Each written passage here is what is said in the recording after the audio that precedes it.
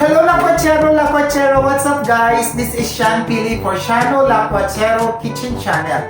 Ang channel na about food, reviews, travel, and stories. If you are new to this channel, consider subscribing. Click the subscribe button at ang notification bell button para ma-notify kayo sa mga susunod na videos ko.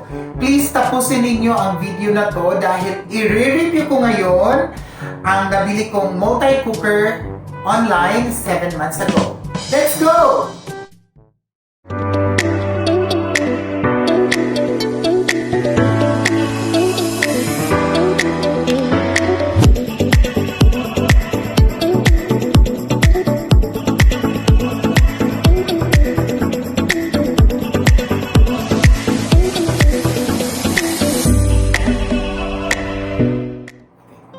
So ito na tayo mga Lakwachera. Today we will review this multi-cooker that I bought in Shopee 7 months ago. Actually, this is a generic brand. As you can see, wala siyang tatak.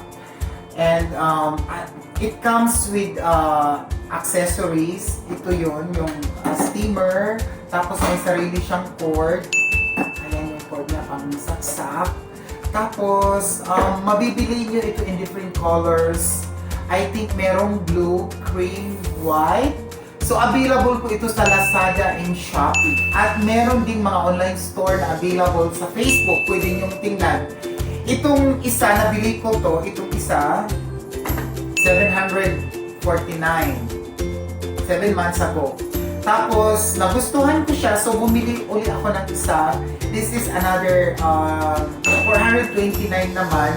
Pero parang mas mura na yata siya ngayon dahil tinignan ko sa Shopee or Lazada, 200 something na lang siya, wala pang 300.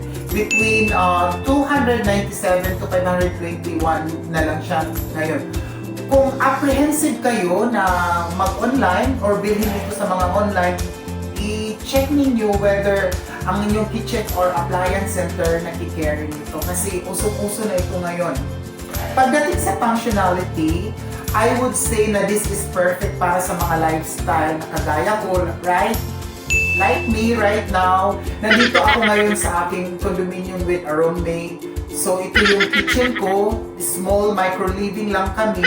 So maganda ito kasi madali siyang hugasan, madaling gamitin, madaling itago. This is really very user-friendly. Actually, this is made in China, so Chinese technology, very convenient, cost-efficient, and practical. This is not a sponsorship vlog, at di rin ako binayaran para i-review ang gamit na ito. So, hindi nagpadala ng something yung Shopee or Lazada. I just want to share this review sa inyo mga viewers ko, sa audience ko dahil I find this kitchen appliance very, very good. So, ginamit ko na ito ng ilang buwan at napatunayan ko na napaka-versatile at durable nito. Ito makikita ninyo, pwede kang magsaing, gumawa ng egg omelette, magprito ng isda, gumawa ng noodle soup, at marami pang iba. Actually, almost lahat pwede mong lutuin dito, like fries, nasubukan ko na rin, paksiw, ginataang gulay, at marami pang iba. Think of recipes na pwede sa space na ito kasi ganito lang siya kaliit. Good for 2 to 4 people na pwede mong madalian lang lutuin. At ang advantage nito sa size is ganito siya, madali mo siyang ma-carry or madala sa mga travel mo. Dahil dito, sikat na sikat ito sa mga student na nagdo-dorm or yapis, young professional na mayroong condominium. So, sa akin naman, binili ko ito last March dahil nung nagkaroon ako ng kidney stone problem and cysts sa aking urethra. So, I decided to change my eating lifestyle. So,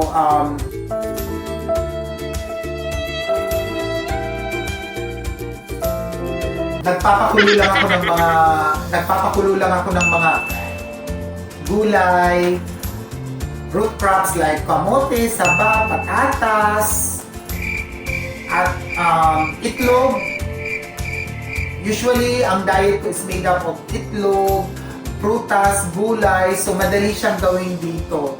And this is the inner part of the cooker is covered with non-stick Teflon. So, kung makikita nyo sa aking videos na ginagamit ko ito, ginamitan ko siya ng plastic na spatula or yung bamboo na spatula para hindi magasgas o ma-hurt yung multi-cooker na to. Dahil it's made up of Teflon, pag na-hurt siya, pwede na baka matutong na yung mag-start ng matutong yung niluluto ninyo.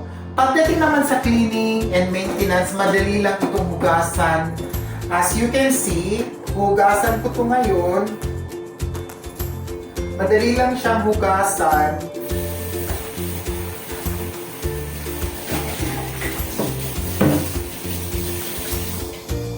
Pagkahugas mo, dahil madaling maalis ang mga dumi niya, punasan mo lang, ready na. See? Actually, pwede mong gamitan ng tissue paper para every time na magluluto ka, like mag-change ka na ng luto, una mong niluto omelette, tapos magluluto ka na ng spam, punasan mo lang siya ng tissue. So para sa akin for a few moments later, 429 pesos, and this is already 7 months. It's a good buy. Dahil ngayon, it's already almost a year. Maganda pa rin siya. Well-maintained pa rin siya. Nagagamit ko pa rin. It's a good buy para sa akin. Tatagal pa ito ng matagal dahil maingat naman ako sa paggamit ko. I think para sa atin na mga nagluluto, ang katagalan ng ating magagamit depende siguro sa kung paano natin sila ginagamit at paano natin iniingatan. Paano pag-aalaga ng ating mga gamit. So, for me, I recommend this sa mga mommies or na nag-start pa lang, sa mga nagsusolo na. Maganda ito para sa inyong household, madaling gamitin. Matipid dahil isasaksak mo lang, hindi mo na kailangan pang gumamit ng gas. It's 220 volts. Ayan, makikita ninyo, bagay siya, compatible siya sa Philippine setting. So, I really recommend this multi-cooker. Mabibili ninyo ito sa Shopee or Lazada. So that's it for today mga lakwatsero, lakwatseras. See you on my next vlog. Bye-bye! Hello lakwatsero, lakwatsera. Thank you so much for watching my YouTube channel. For more exciting recipes and food review, valuable health and lifestyle tips, and travel vlogs, continue to watch this channel. And don't forget to click and subscribe. Maraming salamat!